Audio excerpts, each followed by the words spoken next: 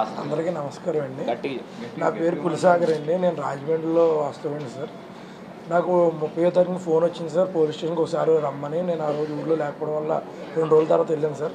SI గారు ఒకసారి లోపల రమ్మని పిలిచారు సార్. దేనికి సార్ అని అడిగితే, నీ మీద ఇలా సోషల్ మీడియాలో పోస్ట్ పెట్టావు, దాని మీద కేసు పడిందని నా డీటెయిల్స్ అన్నీ తీసుకున్నారు సార్.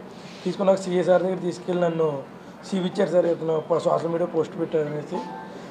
నన్ను చూడగానే అసలు ఎందుకు పెట్టావు ఏంటి అన్న విషయాలు కూడా ఆయన అడగకుండా, కారణాలు తెలుసుకోకుండా మొత్తం బూతులతో ఇష్టం వచ్చాడు తిడతారు. లంచా కూడా ఎందుకు పెట్టారో పోస్టులని వాడుకున్నా కూడా కానీ తిట్టి, ఇంకోసారి కానీ పోస్ట్ పెట్టామంటే గొంతుకొచ్చి రైలు పట్టాల మీద పడిచేస్తానని నన్ను చాలా దారుణంగా బెదిరించి భయపరాంతం చేశారు సార్. అయిన తర్వాత మళ్ళీ తీసుకొచ్చి ఈ కేసులో ఇంకొక 2 ఉన్నారు, వాళ్ళని కూడా చూపించారు. వాళ్ళపై అడ్రస్ కూడా చెప్పమన్నారు సార్. వాళ్ళు ఎవరో కూడా నాకు తెలియదు అంటే, నీకు తెలియదు అని చెప్పి 2 సార్లు అడిగారు సార్. నాకు తెలియదు సార్, వాళ్ళు ఎవరో కూడా నాకు తెలియదు సార్ అన్నందుకు ఆయన కోపం వచ్చి నా మీద అర్జెంట్గా బట్టలు కానిస్టేబుల్ని పిలిచి బట్టలు ఇప్పేసి లోపల వేసేయండి అర్జెంటుగా అన్నారు సార్.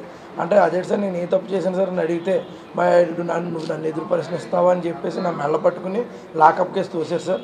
తోసిన తర్వాత మళ్ళీ కానిస్టేబుల్ గారిని పిలిచి బట్టలు ఇప్పేసి లోపల వేసామని చెప్పారు సార్. ఎండ షర్ట్ ఇప్పేసి లోపలికి వెళ్ళమన్నారు సార్. ఈ ఫ్యాన్ కూడా ఇప్పుతుంటే ఫ్యాన్ లోపల ఏం లేదని చెప్పడంతో ఆపారు సార్. లోపల వేస్తారు సార్. పొద్దు నుంచి 12 గంటలు, సుమారు 12 గంటల రాత్రి 9 అయ్యాక స్టేషన్లో ఉన్నాను సార్. నేను 4 లేడీ కానిస్టేబుల్ అయ్యాలి డ్యూటీలో ఉన్నారు సార్. వాళ్ళు ఎదుర్కొంటారు. నన్ను బట్టలు లేకుండానే పొద్దున్న సాయంకాలం దాకా ఉంచారు సార్.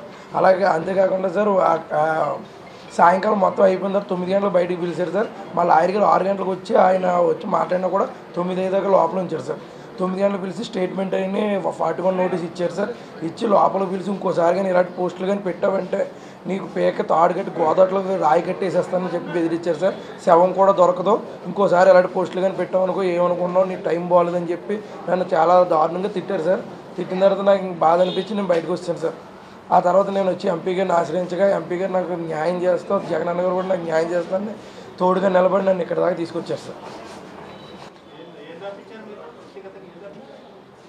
సార్ కూటమి ప్రభుత్వం గెలవడం వల్ల, వైఎస్ఆర్సీపీ ఓడిపోవడం వల్ల నేను ఒక సైకోలో మారి వాళ్ళ మీద తప్పుడు ప్రచారం చేస్తుందని వాళ్ళే రాశారు సార్. రాసిన దాని మీద సంతకం మాత్రం పెట్టాను సార్.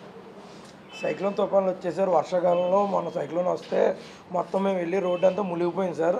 ఆ రోజే ఎమ్మెల్యే గారు ఆదిరెడ్డి శ్రీనివాసరావు గారు ఒక వీడియో రిలీజ్ చేశారు సార్. మేము వచ్చిన 4 రోజులు గవర్నమెంట్లో మేము అన్ని ప్రశ్నలు బాగా చేసాము, ఎటువంటి నీరు నిలబడతలేదని చెప్పి ఒక వీడియో రిలీజ్ చేశారు సార్. అదే వీడియోకి నేను ఈ వీడియో యాడ్ చేసి 4 రోజులు ఇదేనా మీ పరిపాలన అని చెప్పి బ్రదర్ చర్చి దగ్గర మరియు కృష్ణానగర్లో మొత్తం వాటర్తో మునిగిపోయింది సార్. ఆ మునిగిపోయిన ప్లేస్లు వీడియో తీసి ఇదేనా 4 రోజులు మీ పరిపాలన అనేసి మెసేజ్ చేసి పెట్టాను సార్. అది ఆ వీడియోకి నన్ను అరెస్ట్ చేశారు సార్.